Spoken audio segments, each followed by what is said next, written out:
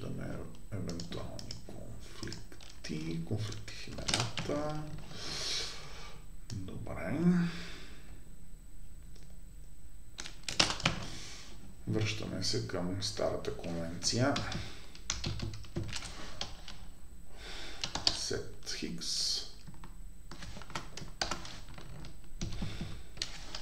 Get X. Set Y. Get Y. И поправяме названията на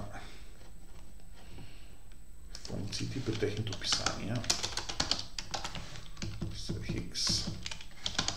Get X. Set Y. Get Y. В езици като Java е възможно функциите да имат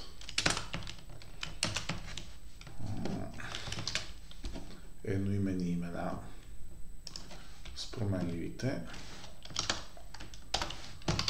В C++ очевидно срещаме някои разлики. Много изпробваме. И забелязваме, че компилацията се осъществява успешно, като ние създадохме нашия клас point, но все още не го използваме за описание в другите класове. Също така можем да си направим конструктор с за копиране. Copy конструктор. Copy конструкторите приемат обекти от своя тип и пресъздават вътрешното състояние. Механизма в Java се постига през клониране. Този механизъм в C++ това са конструктори за копиране, като съответно имаме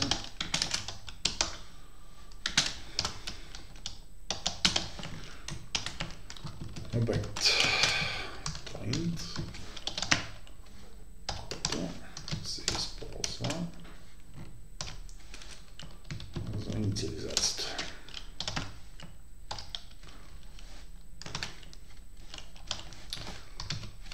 Copy конструкторите позволяват боравенето с обекти, които не са указатели, да се извършва както с градените поведения.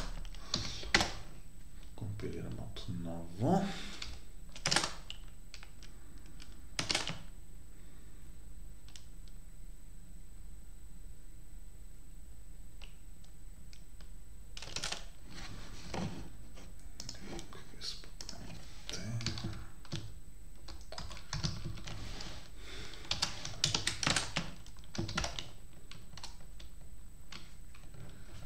Така, след като вече сме подготвили класът point, той може да бъде използван за обозначаване на XY координати в класовете, които до сега използваме. Тъй като това е една промяна, която би засегнала една значителна част от нашата програма, можем да проверим какво е състоянието на локалното копие на проекта. Виждаме файловете, които са променени и новодобавените файлове. Също така можем да проверим кои редове код във всеки от файловете е претърпял някаква промяна, като включим изтриване, добавяне, замяна. Преди да започнем някаква по-кардинална промяна в парчета код, вече написани парчета код, е разумно да бъде направен отделен бранч, отделен клон на хранилището. В случая, тъй като работя самостоятелно, само ще направя commit към локалното хранилище. Първо добавям всички файлове, които са претърпяли промени. И след това добавяме едно съобщение. Just before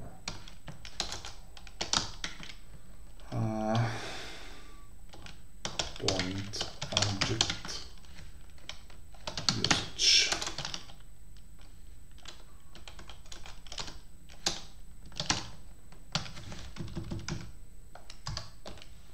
Видим как се пише думата usage. Usage използваме. Добре.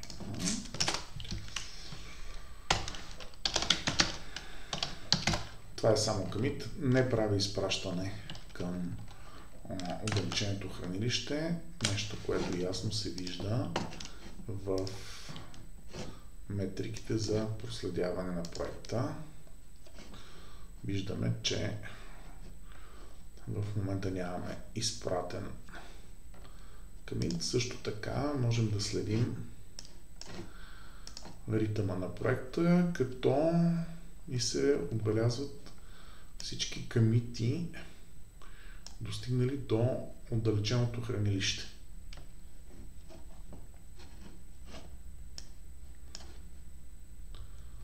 Това са комити, направени при предходна работа. Наличието на point class можем да започнем да въвеждаме, като променяме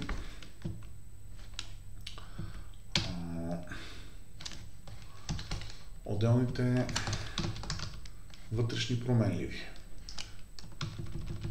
Тук записваме point, визирайки центърът на нашата окръжност, като също така трябва класът point да е познат от своят header файл. Тази промяна трябва да отразим също така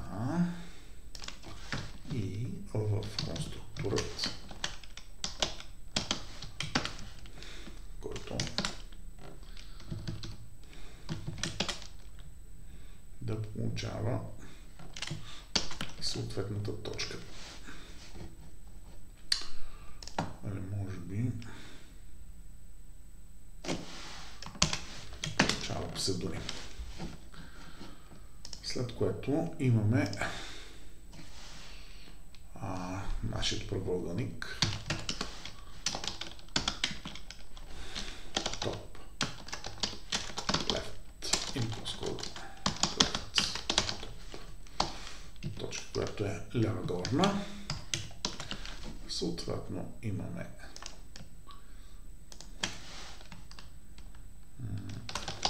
лява горна точка и също както при кръгът е необходимо да включваме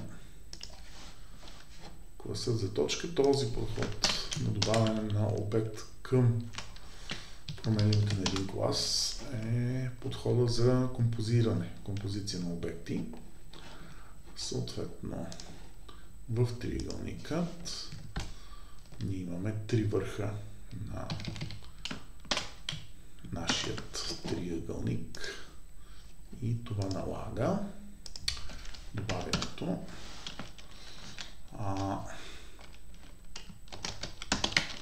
на три точки.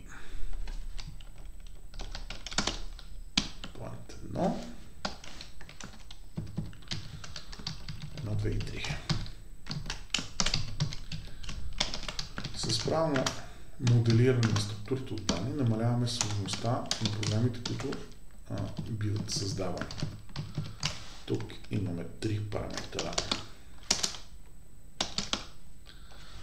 от тип псевдоним. И сега ще добавя по този начин промяна в сигнатурата на метода. В момента множество редва код няма да работят, тъй като имаме промяна в вътрешната организация на класовете.